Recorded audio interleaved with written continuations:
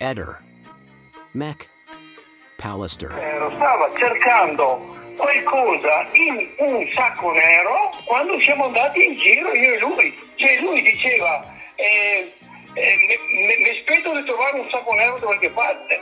L'ho portato io su, in cima alla via del Monte Spaccato. Siccome il cavaliere è della zona, lui è nato là, noi siamo inadito tutti quei anfrati, posti dove lui da piccolo andava a giocare, eccetera.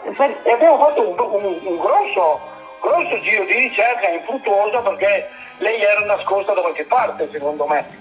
Mi sembra, io l'ho letto i primi 2 giorni, dopo ho abbandonato Valero perché mi sembrava che girasse a vuoto con gente che straborda inizia ad andare in barca. Io quando sono andato con lui su da quella via, e anche una domenica precedente o successiva, non ricordo, con un amico, pensavo di poter un sacco nero, se cercavo un sacco nero per trovare l'Indiana. Ma era una cosa banalmente logica. Ma i sacchi neri sono una stronzata pazzesca, sono stati messi proprio perché sono un simbolo. Secondo me lei è dei sacchi neri apposta, comunque un corpo senza vita. Per me era questa la verità. Non poteva essere viva Lilli e non chiamarmi per 3 giorni. Noi la speranza nostra era che potesse essere preso una persona amica.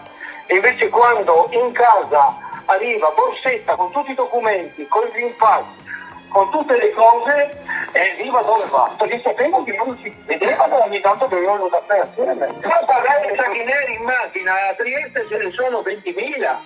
20.000 sospettati. Mi considero talmente furbo da far vedere a lui che ho i sacchi neri in quella.